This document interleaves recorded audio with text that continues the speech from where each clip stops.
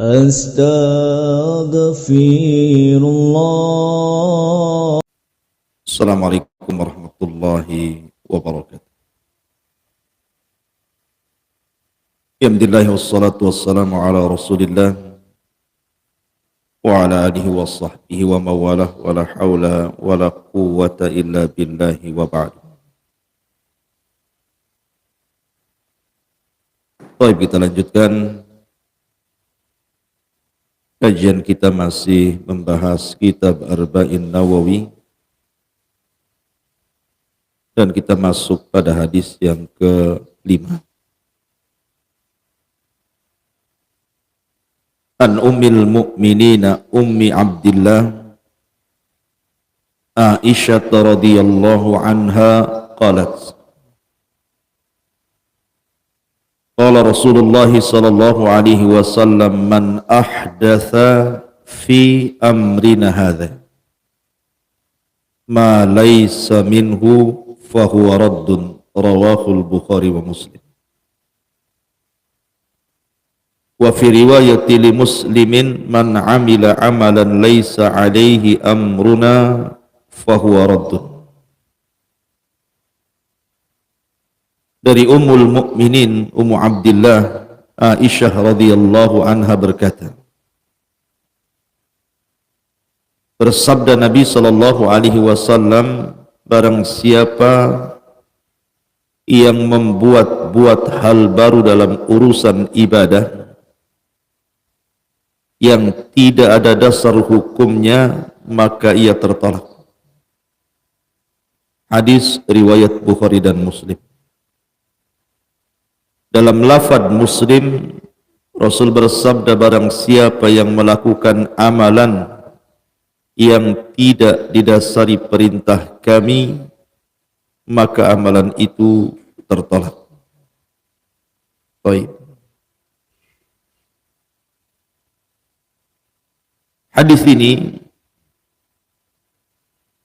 dari Ummul Mukminin Ummi Abdillah Aisyah radhiyallahu anha. Sedikit saya cerita tentang Aisyah, baru kita masuk pada hadis.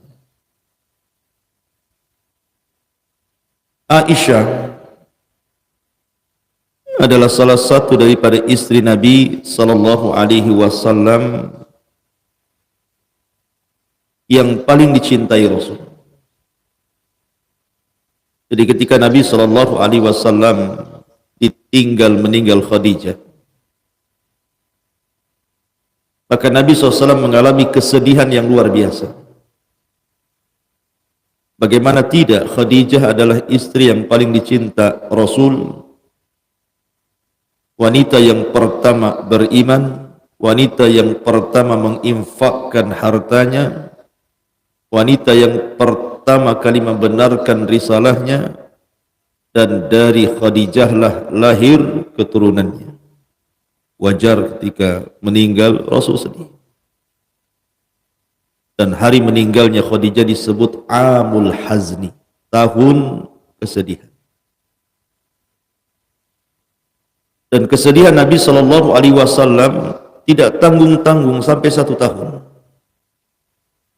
Rasul merasa sedih dan letih dengan meninggalnya Khadijah bintu Khuwailid.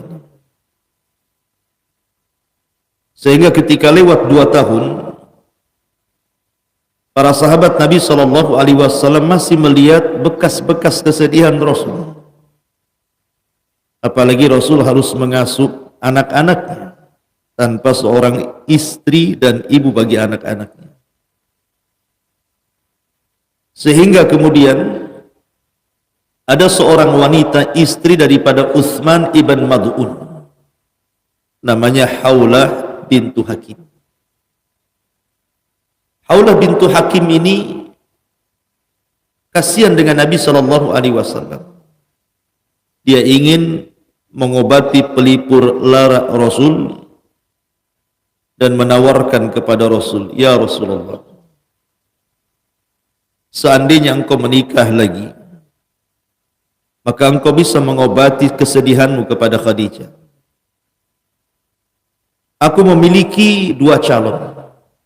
yang satu perawan dan yang satu janda. Dua-duanya layak untuk kau nikahi. Kemudian Nabi SAW mengatakan siapa? Maka Khawlah bintu Hakim mengatakan yang satu Aisyah bintu Siddiq dan yang satu Saudah bintu Jama'ah. Dan Nabi SAW, kalau begitu coba saja kau sebutkan diriku kepada dua wanita itu. Akhirnya kemudian Khawlah bintu Hakim pertama mendatangi Ummu Ruman, ibunda Aisyah radhiyallahu anha. Dan Ummu Ruman sudah masuk Islam. Bahkan dia hijrah ke Madinah, bahkan ketika wafat Rasul yang menguburkannya. Jadi Khawlah bintu Hakim bicara dengan Ummu Ruman dan mengatakan bahwa Nabi SAW menghendaki putrimu. Dia hendak meminang putrimu. Bagaimana pendapatmu? Tentu istri yang salehah tidak langsung memberikan pendapat kecuali setelah menanyakan kepada ayahnya, walaupun dia sedang. Tunggu dulu Abu Bakar, ayahnya. Bicaralah kau kepada ayah. Selang beberapa waktu datang Abu Bakar. Kemudian Khawlah menanyakan hal itu kepada Abu Bakar dan mengatakan Rasulullah SAW menghendaki putrimu wahai Abu Bakar. Subhanallah, dikiranya langsung iya. Karena siapa yang meminang? Rasul. Rupanya Abu Bakar diam saja.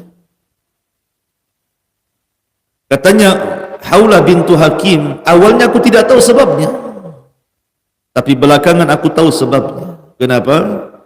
Karena Abu Bakar sudah berjanji kepada Mut'im ibn Adi untuk meminang Aisyah radhiyallahu anha untuk putranya Zubair ibn Mut'im. Akhirnya kemudian kata Abu Bakar Siddiq radhiyallahu anhu, tunggu dulu sampai aku mendatangi Mut'im ibn Adi. Jadi enggak dia meminang Aisyah. Berangkatlah Abu Bakar Siddiq radhiyallahu anhu, dan ketika itu Abu Bakar sudah masuk Islam, Ummu Ruman sudah masuk Islam, sementara keluarga Mut'im bin Adi ini kafir. Kemudian Abu Bakar Siddiq radhiyallahu anhu menanyakan, jadi enggak meminang putrinya? Karena ketika itu belum ada larangan orang musyrik menikahi wanita mukminah. Tapi tiba-tiba kemudian jawabannya menyakitkan.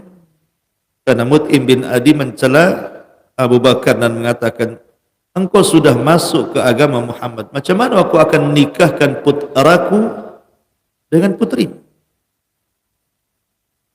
Dari situ Abu Bakar Siddiq radhiyallahu anhu mengetahui bahwa memang takdir Aisyah radhiyallahu anha harus menjadi istri Nabi. Kenapa demikian? Karena setelah lewat 2 tahun dari kesedihan Nabi SAW ini, Rasul selalu bermimpi. Dalam mimpi pertamanya Nabi SAW sedang tertidur, tiba-tiba jatuh selendang dari sutra dari langit yang dibawa malaikat Jibril. Ketika selendang itu disingkap, rupanya ada wajah Ummul Mukminin Aisyah radhiyallahu anha. Dan Jibril mengatakan, hadihi zaujatuka fid dunya wal akhirah. Wanita ini akan menjadi istrimu di dunia dan di akhirat. Kemudian Rasul tertidur lagi, mimpi lagi dengan mimpi yang sama. Kemudian Rasul tidur lagi, mimpi pula dengan mimpi yang sama. 3 kali Rasul berturut-turut mimpi seperti itu. Dan mimpinya seorang Nabi wahyu. Jangan pula antum samakan dengan Rasul. Nanti antum mimpi pula dengan anak tetangga. Dalam mimpinya itu calon istrimu, besoknya dilamar pula. Marah-marah bapaknya kan. Jadi Nabi SAW akhirnya kemudian tahu bahwa Aisyah jodohnya. Dan Abu Bakar setelah mendapatkan penolakan dari Mut'im bin Adi, tahu bahwa Nabi menginginkannya.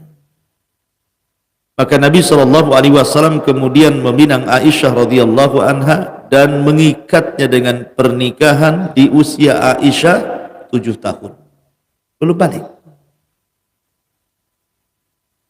Dan kita tahu bahwa ketika lahir Aisyah radhiyallahu anha usia Rasul berapa? 54 tahun. 45 tahun. Jadi ketika kemudian Aisyah radhiyallahu anha di usia 7 tahun, berarti usia Nabi SAW berapa tahun? 53. Menikah dengan Aisyah kan? 53 betul kan?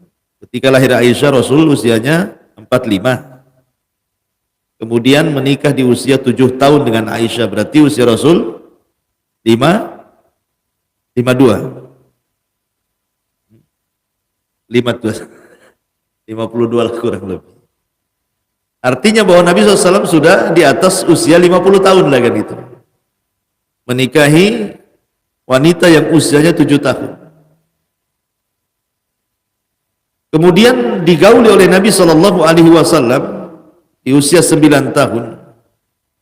Kemudian Rasul wafat di usia 63 tahun. Artinya Aisyah dengan Nabi itu tidak lama. Tidak lama kan?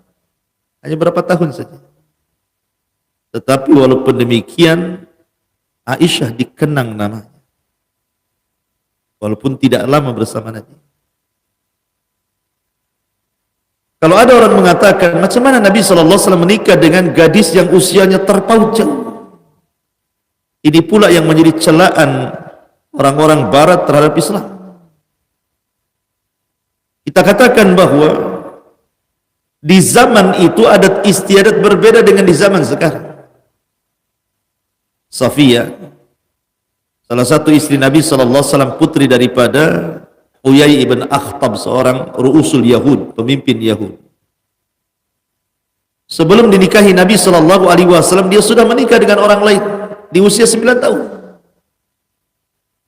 Kemudian Aisyah sebelum dinikahi Rasul sudah dipinang orang kan? Sudah dipinang orang. Oleh siapa? Zubair ibn Mut'im. Sebelum Rasul meminang, artinya Aisyah sudah dipinang duluan orang. Bahkan Aminah ketika menikah dengan Abdullah, usianya separuh Abdullah. Jadi memang adat istiadat di zaman itu memang seperti itu. Yang kedua, biasanya wanita-wanita desa akan berbeda dengan adat istiadatnya wanita-wanita kota. Kalau wanita-wanita kota itu kan memprioritaskan pendidikan, karir, sampai akhirnya sudah 40 tahun tidak kawin-kawin. Atau milih-milih, ujung-ujungnya dapat pula yang seperti itu. Tapi wanita desa mana ada? Main jodoh-jodohan. Zaman saya masih kecil saja begitu. Saya dulu punya kawan di Banyuwangi. Itu meminang anak keturunan orang Madura itu di Banyuwangi sana. Itu usianya masih 9 tahun. Itu terjadi itu. Artinya bahwa tidak bisa dicelakan, memang usia atau adat istiadat di zaman itu memang seperti itu. Dan Islam menganggap sah menikahi wanita di bawah umur, tetapi digaulinya setelah balik. Hanya mengikat pernikahan saja. La Aisyah radhiyallahu anha setelah menikah dengan Nabi SAW,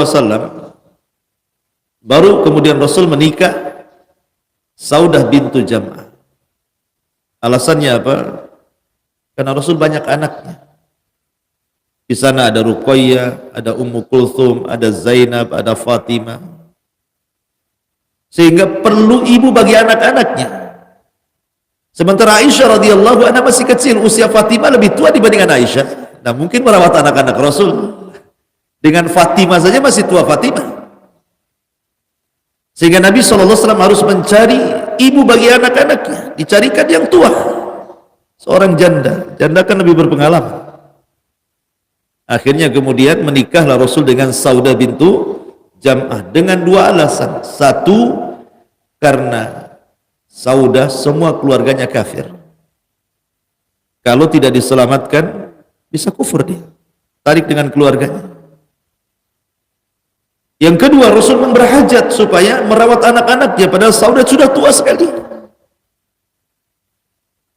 Sehingga ketika Saudah bintu Jam'ah merasa dia sudah menopause, dia serahkan malam gilirannya kepada Aisyah radhiyallahu anha. Sehingga Aisyah punya 2 malam dibandingkan istri-istri yang lainnya. Dan Aisyah ummul mukminin radhiyallahu anha adalah wanita yang paling cerdas dari seluruh istri-istri Nabi, bahkan seluruh wanita Arab. Dia meriwayatkan hadis dari Nabi SAW yang sampai kepada kita 2210 hadis.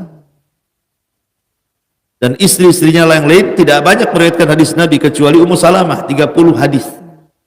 Tapi istri yang lain ada yang 2, ada yang 3 gitu ya. Tapi Aisyah paling banyak. 2210 hadis. Ummu Salamah sekitar ya 30 hadis.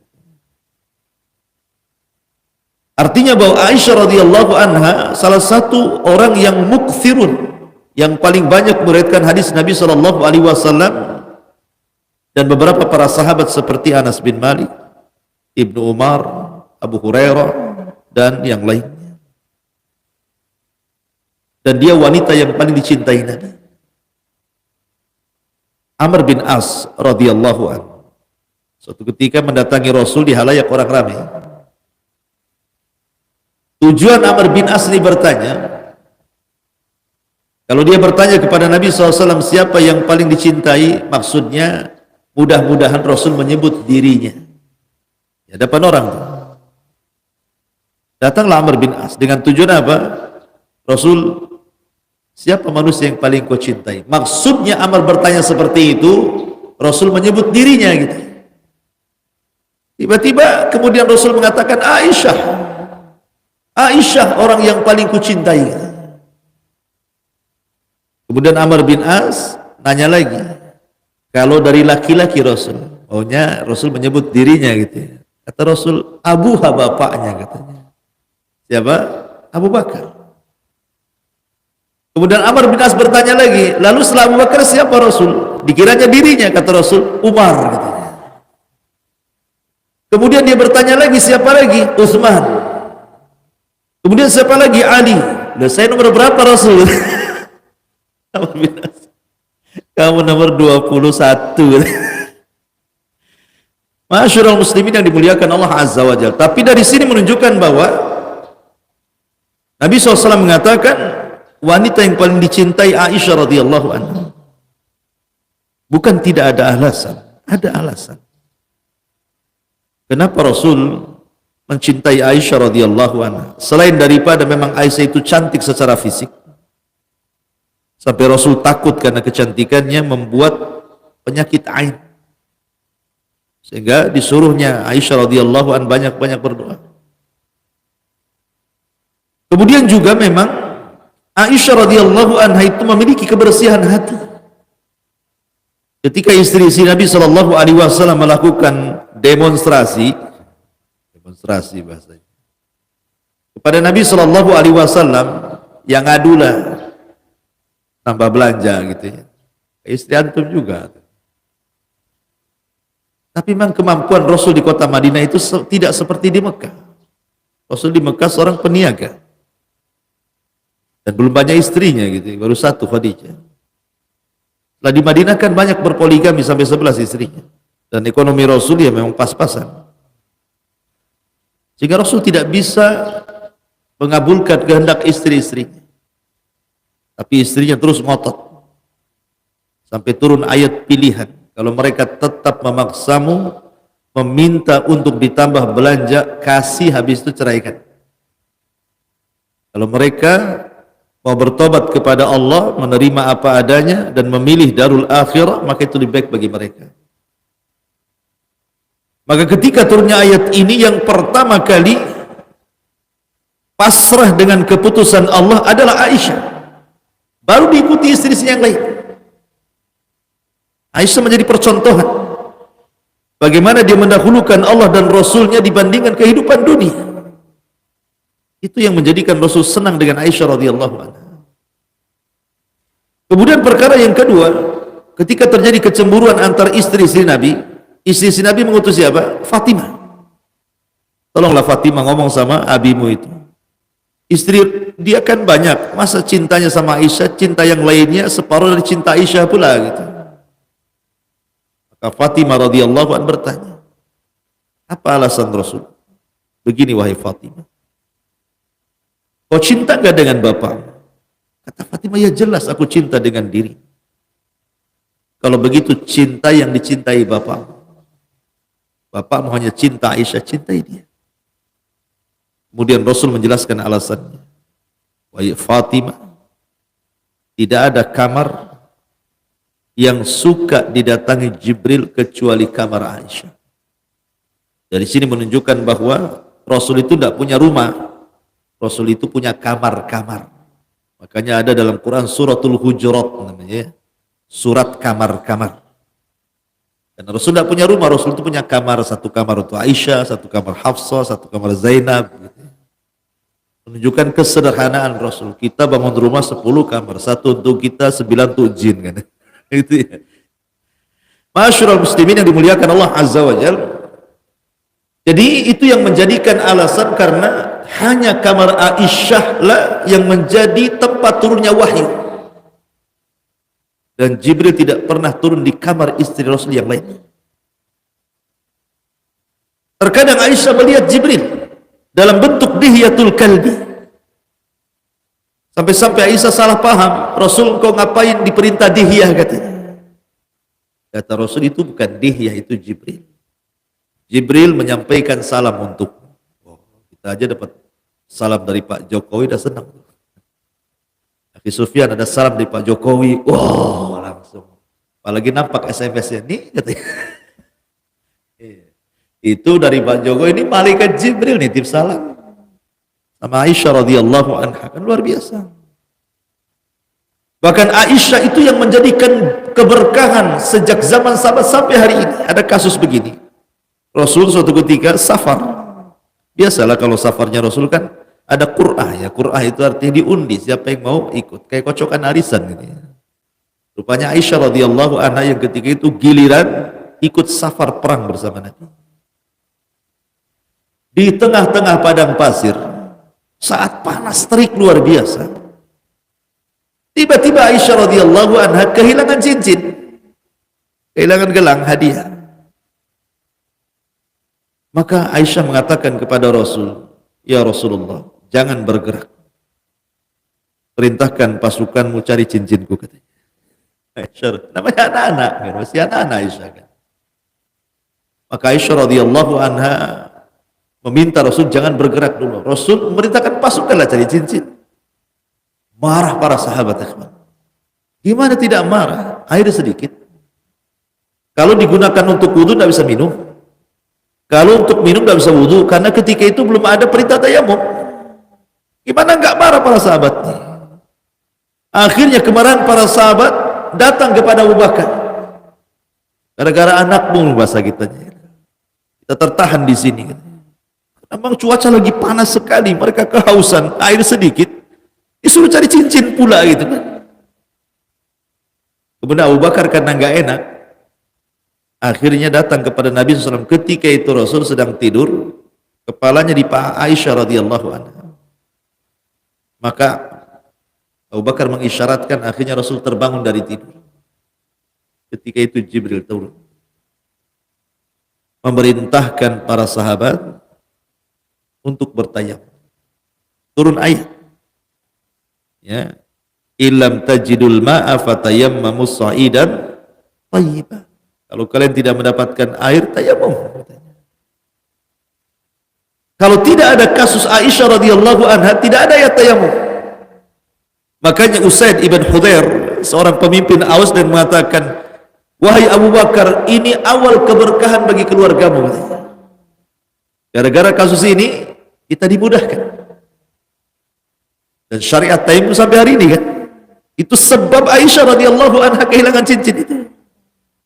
Jadi berkah jadinya kan, luar biasa. Intinya bahwa Aisyah radhiyallahu an ummul mukminin adalah wanita yang memberkah, dan dia wanita cerdas. Setelah meninggalnya Rasul, banyak para sahabat Nabi sallallahu alaihi wasallam bertanya soal agama kepada Aisyah radhiyallahu anha. Dan banyak kisah-kisah tentang Aisyah, tidak mungkin tempatnya karena kita hanya menjelaskan sedikit biografi. Aisyah. Nanti dalam kesempatan kita akan cerita Aisyah radhiyallahu anha. Di sini Aisyah radhiyallahu anha menceritakan sebuah hadis dari Nabi sallallahu alaihi wasallam. Man ahdatsa fi amrina hadza ma laysa minhu fahuwa rad. Barang siapa yang buat hal baru dalam urusan ibadah yang tidak ada dasar hukumnya, maka tertolak. Dalam riwayat Muslim, man amila amalan laisa alaihi amruna fahuwa rad. Barang siapa melakukan amalan yang tidak didasari perintah kami, maka tertolak. Dua riwayat dari Aisyah radhiyallahu anha adalah dalil tentang pentingnya tamassuk bis sunnah. Pentingnya kita memegang sunnah Nabi sallallahu alaihi wasallam. Imam Malik, Imam Daril Hijrah rahimahullahu taala mengatakan, la yaslu akhir hadhil ummah illa bima saluha awwaluha. Tidak mungkin baik, tidak mungkin jaya akhir umat ini kecuali kebaikan dan kejayaannya dikembalikan kepada umat yang awal-awal. Artinya kalau kita ingin baik, ingin jaya, kembalikan agama ini kepada orang-orang yang awal-awal. Apa yang mereka lakukan, kita lakukan. Apa yang mereka tidak lakukan, jangan lakukan. Makanya Imam Malik rahimahullahu ta'ala mengatakan, mani ibtada'a fil Islam bid'atan yaraha hasanatan faqad za'ama anna Muhammadan khana risalah. Faqala Allah azza wa jalla al-yawma akmaltu lakum dinakum wa atmamtu alaikum ni'mati wa raditu lakumul islam dinan. Apa kata Imam Malik berikutnya? Barang siapa yang mengada-ada dalam Islam, sebuah perbuatan yang tidak dicontohkan, kemudian dipandang itu sebuah kebaikan, maka sungguh dia telah menyangka Muhammad sallallahu alaihi wasallam mengkhianati risalah. Kenapa? Karena Allah berfirman, hari ini telah kusempurnakan kepada kalian agama kalian, kusempurnakan nikmatku untuk kalian, kujadikan Islam sebagai agama yang kuridhoi untuk kalian. Jelas Al-Maidah ayat 3 ini, kesempurnaan Islam. Islam itu tidak berhajat kepada tambahan apalagi pengurangan. Ma'asyiral muslimin yang dimuliakan Allah Subhanahu wa taala.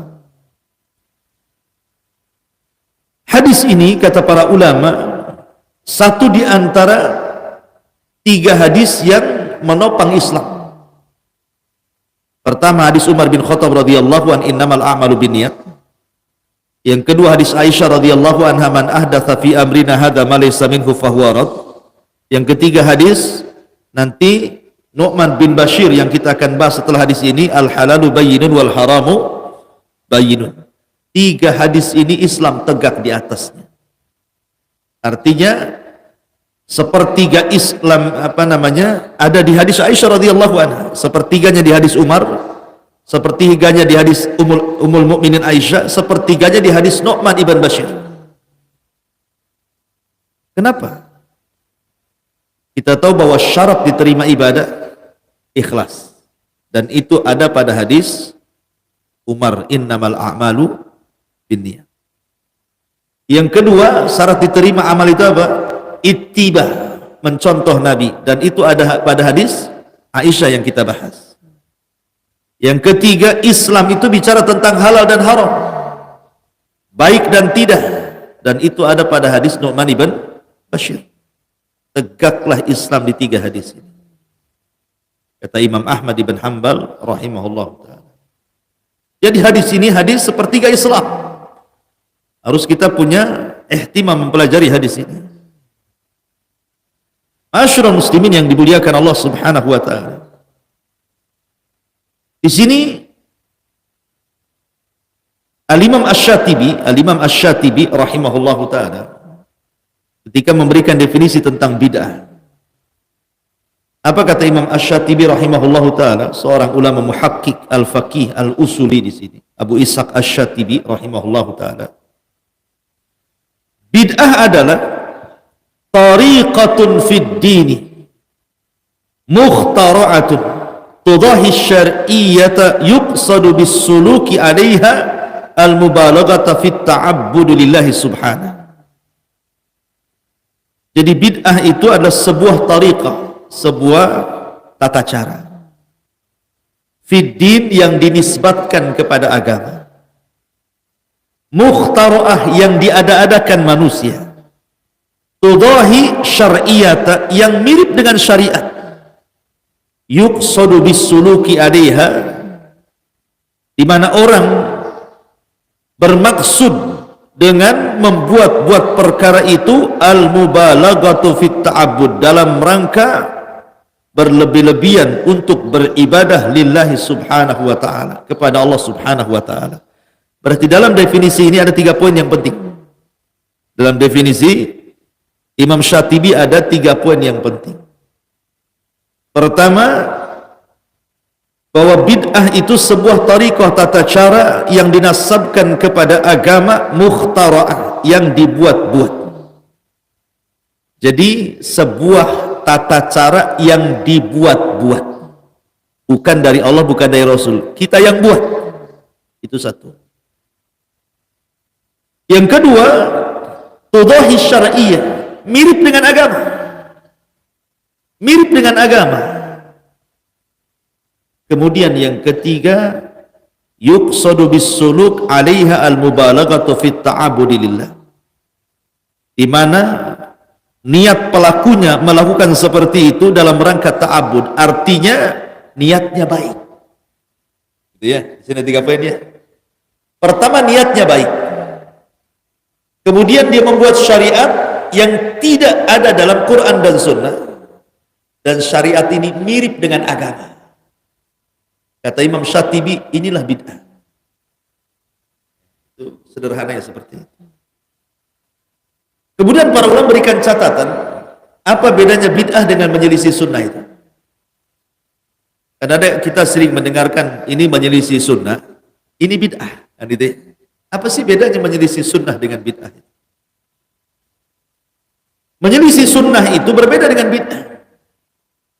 Karena tidak semua yang menyelisih sunnah bid'ah, tapi semua bid'ah pasti menyelisih sunnah. Perbedaannya adalah di iltizam. Kalau orang membuat 1 kali, belum dikatakan bid'ah, menyelisihi sunnah. Tapi kalau terus diulang-ulang, jadi bid'ah, gitu maksudnya. Paham ya? Jadi kalau hanya 1 kali, 2 kali, bukan dikatakan bid'ah, kita katakan mukhalifatu sunnah. Ini menyelisih sunnah. Tapi kalau sudah diulang-ulang dan tidak ada dalilnya, jadilah dia bid'ah. Dari mana kita tahu? Dan apa perbedaannya? Di sana ada maksiat, di sana ada bid'ah. Apa bedanya maksiat dengan bid'ah? Tidak semua maksiat bid'ah, tapi setiap bid'ah bisa maksiat, kan? Maksiat itu merusak akhlak. Kalau bid'ah merusak pikiran, karena sumbernya berbeda. Kalau maksiat itu sumbernya hawa nafsu, jadi kalau bid'ah sumbernya syaitan. Karena syaitan itu tujuannya merusak agama. Kalau hawa nafsu merusak akhlak manusia. Itulah bedanya maksiat dengan bid'ah. Lalu bagaimana caranya Anda mengetahui ini bid'ah, ini tidak? Dengan 6 perkara. Pertama, al-jinsu. Yang kedua, as-sabab. Yang ketiga, al-qadru. Yang keempat, al-kaifiyatu. Yang kelima, az-zamanu. Yang keenam, al-makan. 6 sebab ini, 6 perkara ini Anda bisa membedakan mana bid'ah, mana bukan. Pertama, al-jinsu, jenis. Ketika kita bicara tentang masalah kurban, jenis kurban itu bahimatul an'am, dari 3 hewan. Pertama kambing, kedua sapi, ketiga unta. Kalau seseorang tiba-tiba kemudian berkurban dengan kuda, ada syariatnya? Tidak ada, berarti bid'ah. Ya gitu ya. Kemudian yang kedua, sabab. Orang masuk ke masjid salat tahiyatul masjid. Kenapa Anda salat tahiyatul masjid? Karena sebab masuk masjid. Tiba-tiba Anda masuk rumah salat 2 rakaat. Ada tahiyatul bait? Tidak ada, kan yang ada tahiyatul masjid. Ketika Anda masuk masjid salat 2 rakaat tahiyatul masjid, sunnah Anda. Ketika Anda masuk rumah kemudian tahiyatul bait, bid'ah Anda, gitu maksud. Kenapa? Melaksanakan sebab yang tidak ada syariatnya. Kemudian yang ketiga al-qadar, bilangan, al-adad. Seseorang berwudu paling banyak 3 kali. Kalau Anda ingin tajdid wudu, memperbaharui wudu, itu paling banyak 3 kali. Kalau lebih dari 3 kali sampai 5 kali, 6 kali, berarti bid'ah. Karena bilangannya sudah tertentu. Salat duhur 4 rakaat, jelas bilangannya. Kalau antum salat duhur 4 rakaat, sunnah. Antum tambah jadi 6 rakaat, bid'ah. Kemudian al-kaifiyah, cara dalam ibadah. Rasulullah SAW mengatakan apa? Khudu anni manasikakum, ambillah manasik haji kalian dari aku. Kemudian antum buat cara baru. Antum ketika sampai saja di Mekah, umpamanya kan haji, antum bolak-balik manasiknya. Yang harusnya tawaf dulu, antum sa'i dulu. Yang harusnya antum mabit, antum lempar jumrah dulu. Dibolak-balik aja antum. Atau umpamanya ketika wudhu, harusnya kan cuci tangan dulu, antum cuci kaki dulu. Antum balik wudhunya. Harusnya kan tangan, kumur-kumur, kemudian wajah, tangan, kepala, kaki. Antum dari kaki dulu. Kaki, kepala, wajah, tangan gitu. Bid'ah, kenapa? Kaifiyahnya berbeda. Kemudian tempat harus jelas. Seperti mamanya orang haji ke Mekah, haji pula ke Jakarta, tawafnya Mina, tawafnya di Ancol, sa'inya Jabotabek gitu. Sahajinya tempatnya sudah jelas di Mekah, antum buat bid'ah lah. Tempatnya sudah jelas. I'tikaf di mana? Di masjid. Wa antum akifuna fil masajid. Beritikaflah di masjid. I'tikaf pula di rumah kelonan sama istri. Mana bisa dia katakan i'tikaf? Bid'ah antum i'tikafnya. Tempatnya sudah jelas. Kemudian zaman waktu. Korban.